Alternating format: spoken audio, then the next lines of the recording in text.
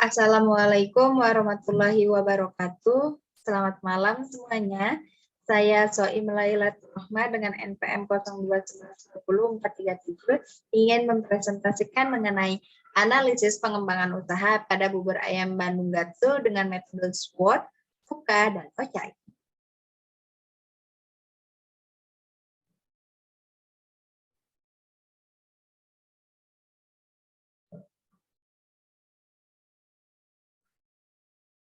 Yang pertama yaitu saya ingin mempresentasikan mengenai profil bubur ayam Bandung Gatsu.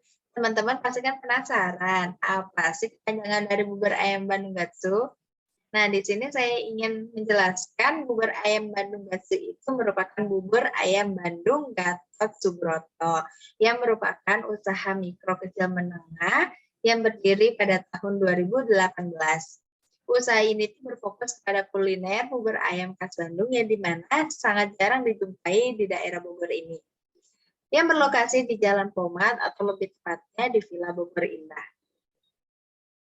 Selama hampir 2 tahun menjalani usaha bubur ayam Bandung Gatsu ini, akhirnya pada tahun 2020, bubur ayam Bandung Gatsu membuka cabang kedua yang berlokasi di Jalan Pomat atau lebih tepatnya di Danau Kering, Villa Bogor Indah. Selama dari tahun 2018 sampai tahun 2021 ini, banyak sekali kendala yang sudah saya rasakan, terutama dalam meraihnya omset. Karena pada tahun 2020 adanya efek pandemi yang masuk ke Indonesia menjadikan konsumen jarang keluar rumah, ditambah lagi PPKM yang membatasi kegiatan masyarakat di luar rumah. Sehingga omset bubur ayam Bandung Gatsu mengalami penurunan. Nah, pada presentasi kali ini tuh saya ingin mempresentasikan mengenai analisis strategi untuk 25 tahun ke depan untuk mengembangkan atau mempertahankan suatu usaha ini. Nah, analisis untuk mengembangkannya itu ada analisis SWOT, analisis VUCA, dan analisis OCAI. Yang pertama itu ada analisis SWOT. Analisis SWOT ini berguna untuk mengetahui strategi untuk mencapai tujuan suatu usaha. Nah, kita dapat mengetahui nih masalah yang dimiliki oleh usaha, baik kekuatannya, kekurangannya, ancaman maupun peluang yang dirasakan. Nah, di sini saya menganalisis SWOT bubur ayam Bandung Gatsu. Di sini yang pertama itu ada strength atau kekuatan. Kekuatan yang dimiliki oleh bubur ayam Bandung Gatsu ini memiliki tekstur yang berbeda dari usaha-usaha bubur lainnya. Contohnya seperti tidak mudah mencair. Di mana semakin lama bukannya semakin mencair, akan tetapi bubur ayam Bandung Gatsu ini semakin lama akan semakin mengental, sehingga ketika konsumen membeli bubur ayam tapi tidak langsung dimakan, itu akan sangat aman untuk dimakan karena buburnya itu layak untuk dikonsumsi. Yang kedua itu ada weaknesses atau kelemahan. Kelemahan apa sih yang dimiliki bubur ayam Bandung Gatsu ini? Nah, kelemahannya itu terkadang nih di saat ada konsumen yang membungkus buburnya, sehingga di perjalanan terkadang buburnya ini keluar dari tempatnya, entah itu karena posisinya miring atau dalam hal sebagainya. Nah, yang ketiga itu ada peluang atau opportunities. Nah, peluang yang dimiliki yaitu bubur ayam Bandung Gatsu ini itu memiliki peluang di antara bubur-bubur lainnya. Salah satunya itu kepuasan konsumen saat mengambil topping-topping itu sendiri dikarenakan di bubur ayam Bandung Gatsu ini itu menyediakan kacang, kerupuk, sambal, kaldunya, kecapnya, dan ladanya itu di meja sehingga konsumen itu bisa ambil sepuasnya. Nah, yang keempat itu ada threats atau ancaman. Ancaman apa sih yang dimiliki oleh bubur ayam Bandung Gatsu ini? Nah, biasanya nih ancamannya itu banyaknya pesaing baru. Nah, yang kedua ini ada analisis VUCA. Apa yang dimaksud dengan analisis VUCA? Analisis VUCA itu berguna untuk memecahkan dan membuat solusi dari suatu masalah yang dihadapi. Nah, analisis buka ini terdiri dari volatility, uncertainty, complexity, atau ambiguity. Nah, yang pertama itu ada volatility atau ketidakjelasan. Nah, di sini volatility itu menggambarkan ketidakjelasan atau ketidakjelasan. Jadi kita sebagai pemilih atau yang memiliki usaha tidak tahu akan adanya masalah apa yang terjadi ke depannya. Nah, salah satunya itu ada efek pandemi ini yang masuk ke Indonesia pada tahun 2020, sehingga konsumen ini kan jarang keluar rumah. Nah, dengan demikian solusi yang dimiliki yaitu akhirnya Bubur Ayam Bandung Gatsu ini memasukkan usahanya itu ke dalam aplikasi GoFood dan GrabFood, sehingga konsumen bisa membeli dari rumah. Dan yang kedua itu ada uncertainty atau ketidakpastian. Perilaku konsumen kan semakin hari semakin berubah-ubah, semakin tahun semakin berubah-ubah. Sehingga kita di sini mengutamakan ciri khas tersendiri di bubur ayam Bandung Gatsu ini, sehingga konsumen tidak dapat menemukan di tempat bubur lainnya atau di tempat usaha lainnya, seperti bebas mengambil kacang, bebas mengambil kerupuk, karena kacang kerupuk itu disediakan di meja. Terus yang ketiga itu ada kompleksiti atau kerumitan. Nah, akhir-akhir ini harga bahan baku menjadi naik, sehingga banyak pesaing di luar sana yang sudah menaikkan harga produknya.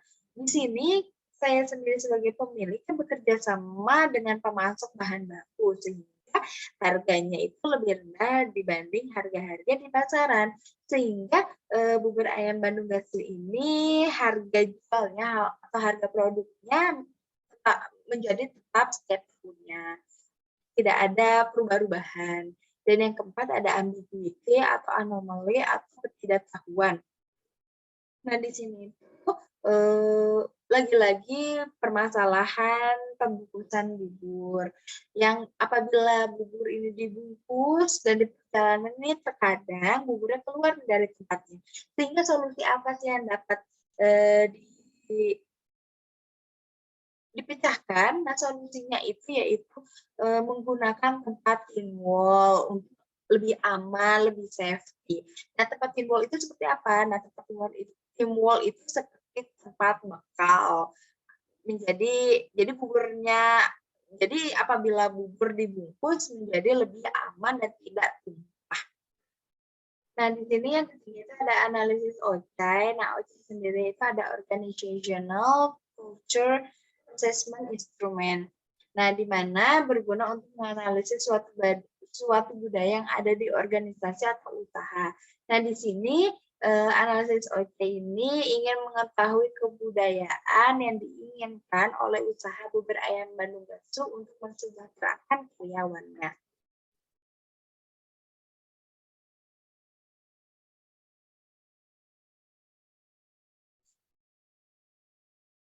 Analisis OC ini tuh ada terdiri dari budaya klan, budaya adhokrasi, budaya pasar, dan budaya hierarki.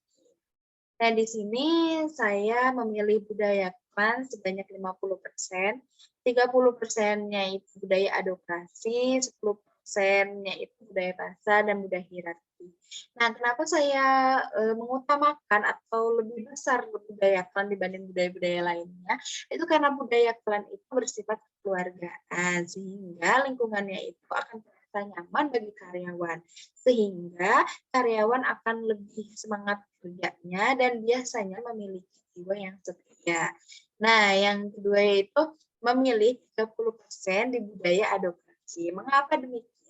Karena dengan budaya adhokrasi ini menjadikan karyawan ini bebas berekspresi nih, menyalurkan ide-ide baru, inovasi-inovasi, sehingga karyawan menganggap usaha ini seperti miliknya sendiri, sehingga punya keinginan untuk mengembangkan usaha terus-menerus. Nah, dengan begitu, usaha dapat bersaing di era ketatnya persaingan.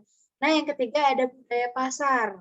Nah, saya memilih 10% di budaya pasar. Nah, budaya pasar ini memiliki daya saing kompetitif di pasaran. Dan ditanyakan lagi, jika budaya adhokrasi ini memiliki tempat lebih atas dibandingkan budaya pasar. Karena apa? Jika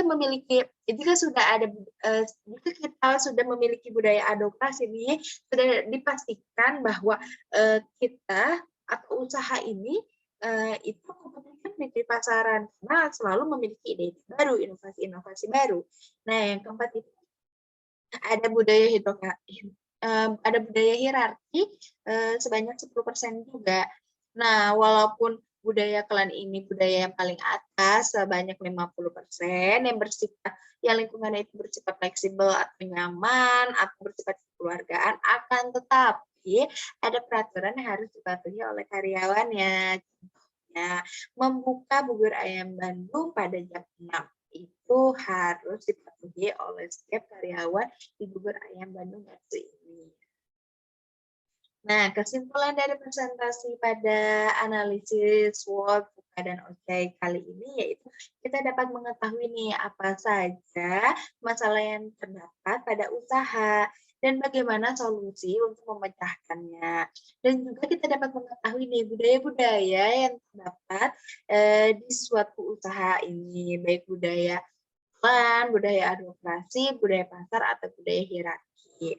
Nah, dengan begitu, suatu usaha ini dapat bersaing nih di era persaingan.